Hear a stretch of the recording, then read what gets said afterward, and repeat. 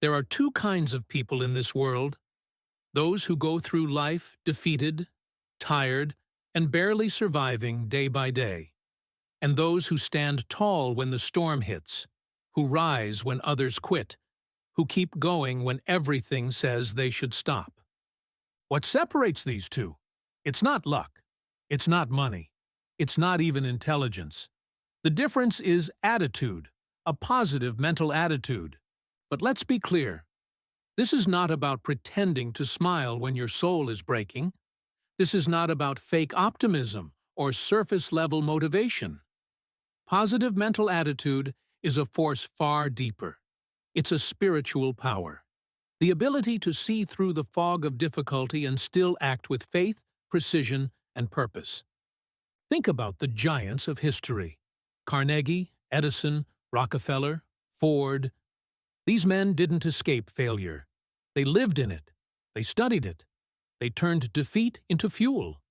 Their empires were not built in comfort, but in fire.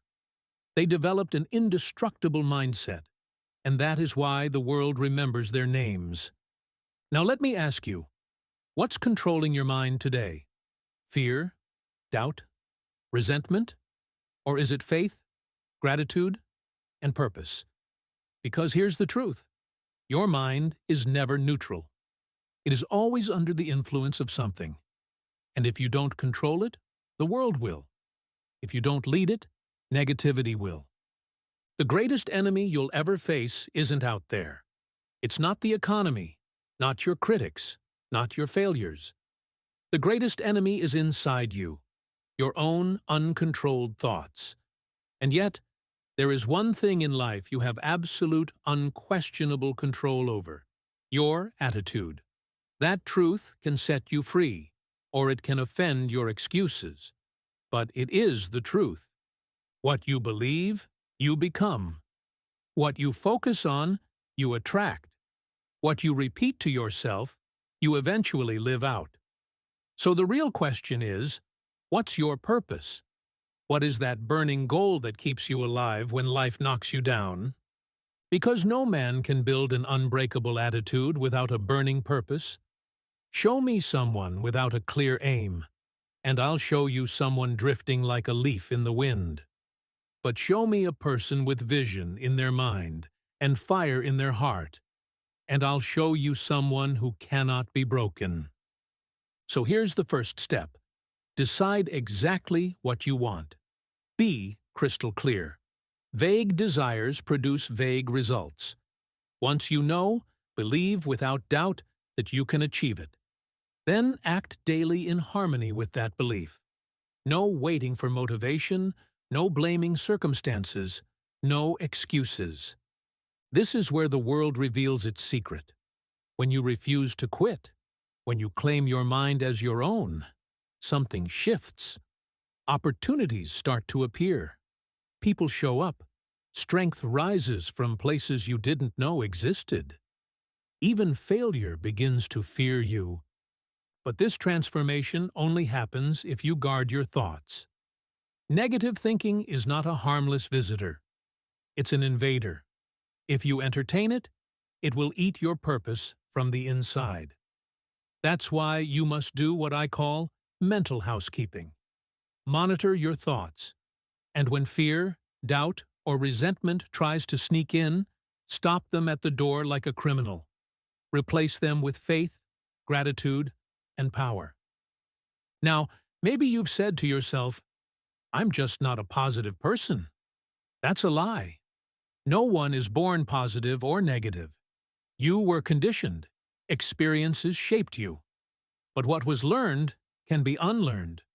What was programmed can be rewritten. And the tool to do that is repetition. Autosuggestion, the words you speak to yourself, are the seeds you plant in your subconscious. If you keep saying, "I can't," your mind believes it.